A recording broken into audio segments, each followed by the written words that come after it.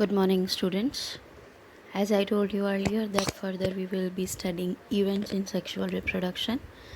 You can see events involve gametogenesis, that is, formation of male and female gamete, gamete transfer, that is, male gamete reaches to the female gamete, then fusion of gametes, that is also known as fertilization, then after fertilization, formation of zygote and embryogenesis. Let us have a look on this process. Parents will form male gamete and female gamete. Parent may be single or different.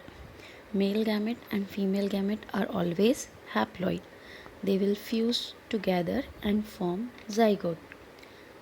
Zygote undergoes embryogenesis and forms embryo, which on further development give rise to new individual that will again become parent. For our convenience, events in sexual reproduction are divided into three types. Pre-fertilization events, that is events that takes prior to the fertilization. Fertilization itself, which represents fusion of the gamete, and post-fertilization, which involves development of zygote into embryo and embryo into new individual. As we can see that pre-fertilization events include gametogenesis, that is formation of gametes, and gamete transfer, that is the gametes come close to each other. All these events follow a sequence in sexual reproduction. Pre-fertilization events are the events that take place prior to the fusion of the gametes, and it involves gametogenesis, which give rise to male and female gametes. Keep in mind that gametes are always haploid, but they are of two types: homogametes, which look similar as you see in Cladophoria, and heterogametes, that is dissimilar gametes in human ovum and sperm. Sexuality in organisms, because we studied that parent may be single or double, so if the male and female reproductive structure are present in the same parent, then the organism is bisexual. If in different parent, then it is unisexual. Let us have a look on the characteristic feature of bisexual organisms. This condition is also known as homothelic and monoecious. When we split the terms, the meaning is very clear that homo means same, thallus means body, homothallus. Monoecious, single, home. That is, both male and female parts are on the same body, same flower, or same animal. In animals, the condition is commonly known as hermaphrodite. We will see the examples ahead. Let us make it more clear with this example. Cara, a plant which is a bisexual, Oogonium and Anthridium, male and female sex organs will produce female and male gametes respectively, are present on the same part. Here we can see carpel and stamen both in a similar flower, carpel in the center and 6 stamen surrounding it. Now, as I told you about the hermaphrodites, earthworm, flatworm, leech are the animals which represent this condition. You can see it is the structure of earthworm, which consists of testes and ovaries both in the same body, hence it is bisexual organism. Now, characteristics of unisexual organism, the condition is termed as heterothalic or dioecious. Hetero means different, thallus means body, di means two, ecious means house. Both these terms represent that male and female reproductive structures are present in the same body. When this condition arises in flowers, in some plants, flowers contain only male part and only female part, and accordingly they are named differently. Here, adult cockroach, you can see there are some minor differences which are exhibited in here in male cockroach and female cockroach. As I told you that if the flower contains stamen only, the flower is staminate, while if it contains pistil only, the flower is known as pistillate flower. So this way they can contain single structure at a time. Now, very important event taking place in formation of gamete is cell division. We have already studied about mitosis and meiosis, and we know this very clearly that mitosis is equational division and meiosis is reductional. That is, mitosis occurs when the set of chromosomes remains same, while meiosis occurs when it is reduced. The cell which undergo division in meiosis is known as meiocyte, but generally for both the division we can use the term gamete mother cell. Type of cell division depends on which type of life cycle the organism is following. For example, the life cycles what we have studied, haplontic, diplontic, haplodiplontic in 11th standard.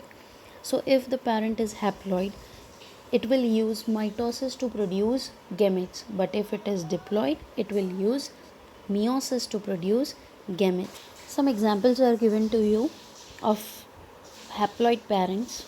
Monaran, fungi, algae, bryophytes undergo haplontic life cycle, while pteridophytes, gymnosperms, angiosperms, and most of the animals undergo diploid life cycles. So, accordingly, they will use mitosis or meiosis in formation of gametes. Keep in mind that after division, only one set will be transferred to the gamete, but GMC, that is gamete mother cell, will consist two sets of chromosome.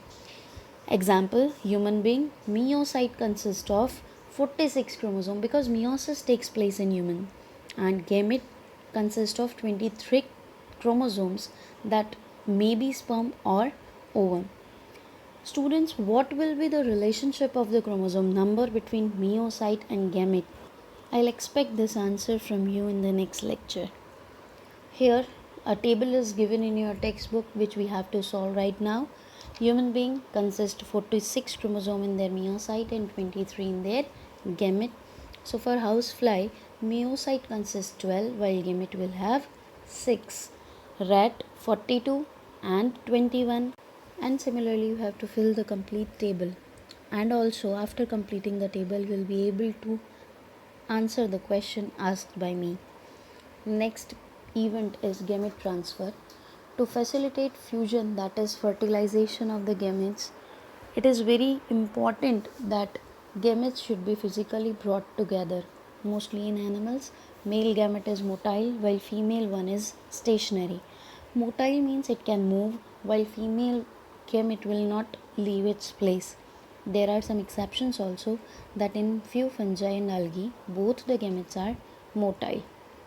It is clear that if the gamete has to move, it must need a medium to move.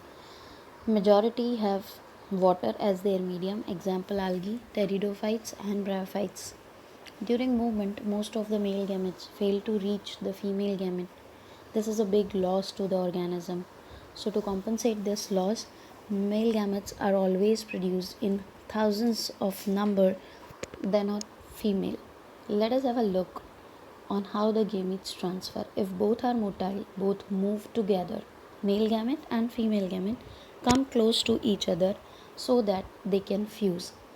If only male gamete is motile, then female will be stationary at its place and male will move together. As I told you, exceptions, both the gametes move. So if both are motile, then they will move. As I told you that they require a medium. So in algae, bryophytes and pteridophytes, water serves to be that medium. One more event that is very important in seed plants is pollination. It is a method for transfer of the male gamete towards the female gamete.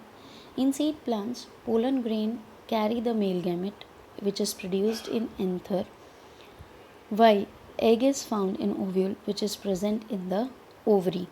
Anther is part of stamen while ovary of pistil. Here we can see that how the pollen are released from the anther. Yellow colored particles are pollens. They reach the stigma and goes to the ovary. We have seen that bisexual flowers consist of stamen and pistil together in the same flower. So here the transfer of pollen from anther to stigma is comparatively a easy process. It will not require any special mechanism for that. But in unisexual plants, where the flowers are either staminate flowers or pistillate flowers, pollen grain must be carried from the anther to the stigma to facilitate the fertilization of ovule. Bisexual plants are self-fertilizing plants. Example is pea, while unisexual plants are cross-fertilizing plants. Example is maize. Types of pollination are also self-pollination and cross-pollination. If the pollen on the flower fertilizes the ovule of the same flower or of the flower on the same plant, the pollination is self-pollination, while if the pollen of one flower fertilizes the ovule of the flower on the another plant, the pollination is cross-pollination, which will require some pollinating agents like insects and many more. Let's have a look what happens after pollination. When the pollen reaches the stigma, it produces a pollen tube which will carry the male gametes towards the ovule present inside the ovary. These male gametes will be released and will fertilize the egg cell present in the ovule. Successful transfer of gamete ensures the very important and critical event, that is fusion of gametes in the sexual reproduction. In dioecious animals, since the gametes are formed in different individuals, the organism must evolve a special mechanism for such transfer to facilitate the successful sexual reproduction. I hope you have understood well all the events taking place in the pre-fertilization events, that is gametogenesis and gamete transfer. In the next lecture, we will be continuing with the more two events, fertilization and post-fertilization, which involves fusion of gametes, formation of zygote and embryogenesis. Till then, keep reading, keep studying.